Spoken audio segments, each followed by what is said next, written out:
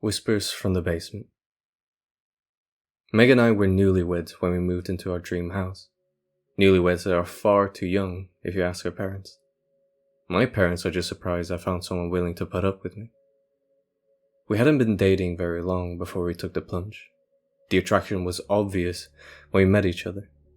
We immediately clicked and had fun together, and we were both doing well financially. I guess we just figured, why wait? We decided to live our lives rather than planning to eventually live our lives. Another thing that made us confident in our marriage is how we agreed on things like this. We are simply compatible. So we bought a house. We went straight to our honeymoon after the wedding. We had hired movers to take our things to the new house, which would be ready to move into when we returned. We had a wonderful time in South America, visiting several different beautiful places. We joked about staying there and putting the house back on the market. And maybe we should have.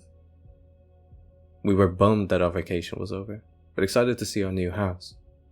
Just because we were back in the States didn't mean we were done with our vacation. Our first night in our new house was a bit of a blur.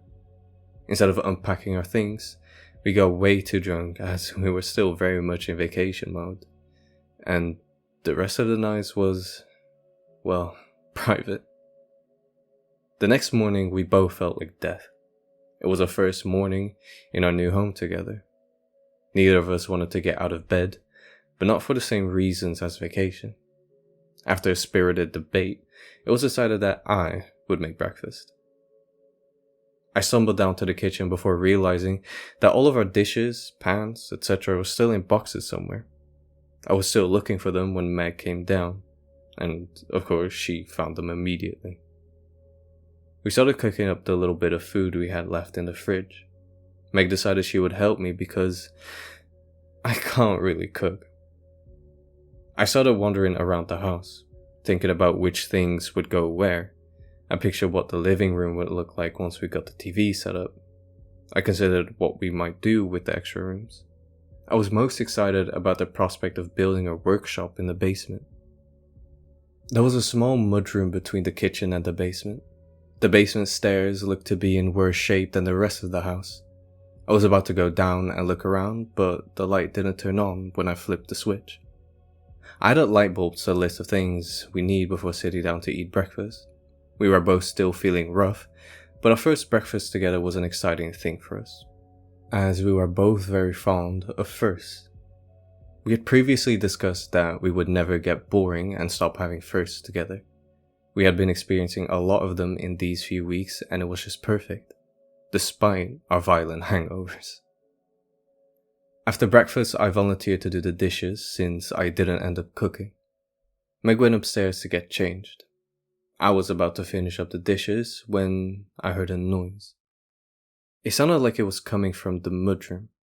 As I approached the top of the basement steps, I heard it more clearly. Psst. Every 20 or 30 seconds, I would hear it again. Just a quick little noise that sounded like that noise you make to get someone's attention. Psst. I started backing away as Meg walked into the mudroom.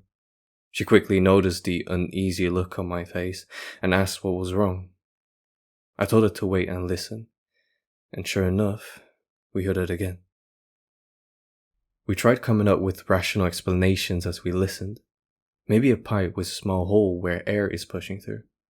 Maybe a water pipe. I continued listening as Meg went to grab her phone. She was in the other room when I heard the next psst. It wasn't the only thing I heard this time though. Immediately after, I swear that I heard a voice whisper, "Come here." I was immediately terrified and ready to call the cops. I went to look for my phone and a battery-powered lantern that was boxed up in the living room. Meg came downstairs and I asked her if she would go outside. She asked me what was wrong. I didn't want to tell her, but I couldn't lie to her. I told her about the voice I heard whispering, but she didn't believe me. I told her that I was being serious, but she 100% thought that I was messing with her. She suggested that maybe I was hearing the TV upstairs through a vent or something after I kept harping on it. She started walking towards the mudroom with the flashlight of her phone on. I had just found the box with the lantern in it. I yelled for her to just wait for me as I unpacked it. I took a quick look around for my phone before remembering it was on the kitchen table. I grabbed the lantern and headed into the kitchen. I felt incredibly uneasy as I walked into the mudroom and didn't see Meg at the top of the stairs. She was fearless, and she must have gone down to the basement. I flipped the lantern on and raced down the stairs in a panic, fearing whatever it was I had heard coming from down there. When I got to the bottom of the stairs, I couldn't believe what I saw. Nothing. Absolutely nothing. Just a wide open empty basement with no windows. A cold, musty cement room. I paced along each wall of the basement even though I could see the entirety of it from the bottom of the stairs. As I started walking, I noticed that I hadn't heard the psst sound since walking down the stairs. I figured Meg must have gone outside rather than downstairs at first. And then, I found her phone. I didn't notice it at first because the color is very similar to the floor and blended in. I felt this dreaded, awful feeling in the pit of my stomach when I noticed that the screen was shattered. I couldn't wrap my head around it. I just saw her with her phone moments prior. I raced upstairs and ran out to the door to see if she was outside. I frantically ran a lap around the house, screaming her name. I ran inside and did the same. I searched every room of the house multiple times. I continuously screamed her name in a panic as the feeling of dread got worse and worse. There was no sign of her. It was like she vanished into thin air. I ran back down to the basement. I saw nothing. I began pushing at different parts of the walls, looking for some sort of secret pathway that I knew I wouldn't find. I looked for a vent or any other possible place that she could have gone, but there simply wasn't anything there. It was just empty space. There were no hiding spots, no windows, and oddly no recurring psst sound. I finally had to call the police. I didn't know what else to do. I couldn't make any sense of what was happening. I anxiously wallowed in my panic attack as I waited for the police to arrive. I wasn't sure if I should call her parents yet. Maybe it was some crazy misunderstanding. Maybe I blacked out for some reason. It was like I had lost time. I had seen her less than a minute before she seemingly vanished. I paced around the kitchen as I waited. My mind was all over the place. Then something happened which sincerely led me to question my own sanity. I heard the noise again. Psst. I walked over to the top of the stairs and listened. I heard the noise a few more times in quicker succession than before, and then I heard a voice again. "Come here," the voice whispered. It was different from the previous time I heard it. I know that because it was Meg's voice. I wouldn't have mistaken my wife's voice. I knew it was her. I brought up the flashlight on my phone and ran down the stairs. Again, there was nothing. I was stunned. It felt like someone ripped my heart out of my chest. I know it was her. I know what I heard. She just wasn't there. I waited to hear the voice again, but once I was downstairs, I didn't hear anything. No whispers, no psst sound. Nothing. It was then that I heard a knock at the door. I knew it was the police, but a small part of me just desperately wanted to believe that it was Meg playing a practical joke on me. I knew that wasn't true though. I know that I heard her. I know that I heard something or someone else before she went down. As you can imagine, the police were very skeptical of my story. I knew that the story didn't make sense, but it's what happened. I still can't explain it. At first, the police assumed that Meg left. They told me that maybe she was freaking out about rushing into a marriage. I knew that wasn't true. They came up with all sorts of different theories that just didn't make sense. I know my wife. She wouldn't just run off without saying something. As I suspected, when I called them, the police eventually turned their attention towards me. They questioned my mental health after I told them what had happened. I tried to explain to them that I understood why they'd think that. They started to wonder if I had done something to Meg. Just a suggestion that I would have makes me crazy. I love her more than anything in the world. We were so happy. Days passed and there was no sign of Meg. The police checked up and down the basement, but there wasn't much to see. They searched the property, but found nothing of relevance. It was like she just simply vanished. I blew through my savings pretty quickly over the next few weeks. I hired investigators. I went to meet with anyone who had any sort of theory of what could have happened, from criminologists to paranormal investigators. I was willing to try anything. I also retained a lawyer. I was pretty much the only suspect. I knew the cops would come to the conclusion that I had done something and wanted to be prepared for that. It didn't really happen though. I started to see a therapist to work through my grief and maybe find out if I was losing my mind. The police never found any evidence or a motive for why I would have done anything to Meg. So, at this point, they haven't pressed charges. However, that didn't stop the community from coming up to their own conclusions. It's hard to even blame them. Young couple moves into a house, wife disappears. I get how it looks. At this point, I love to move out of the house. I can't even go into the mud room anymore.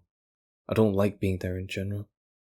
Problem is, people in the community know what happened, and the value of the house has plummeted. After all the money I spent trying to find Meg, I'm not financially stable enough to get another place unless I sell this one, which doesn't seem likely anytime soon. I'm writing this today because it's been 1 year exactly since Meg's disappearance. The police aren't actively investigating it anymore. There were simply no leads.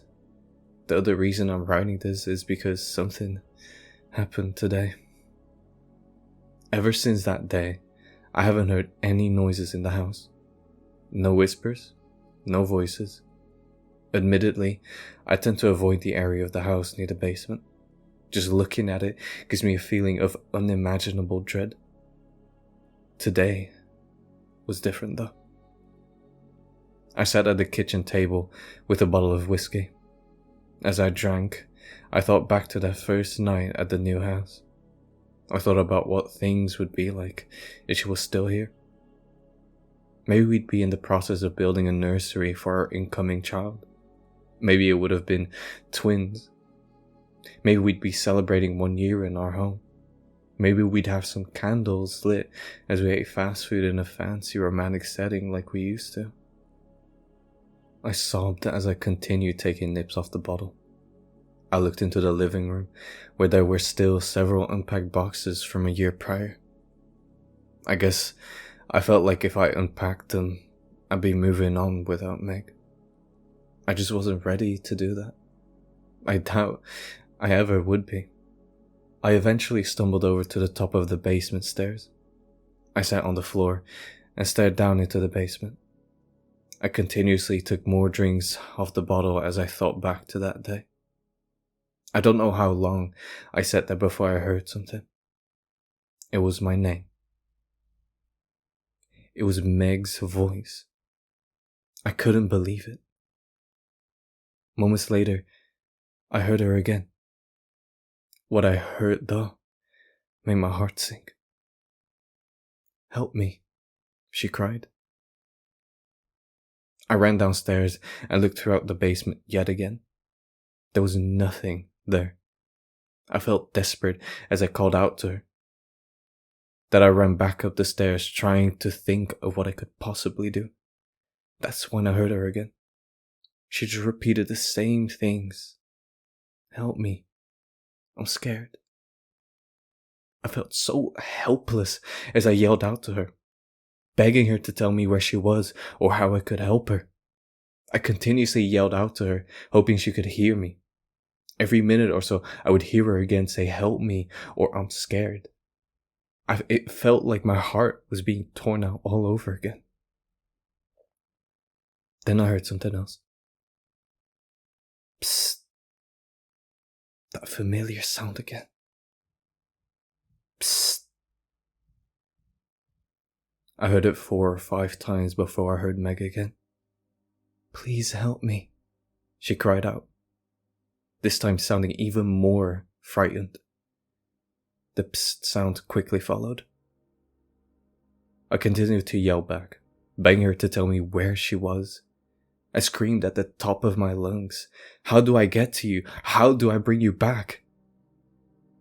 Then I heard the other voice whisper, "You don't.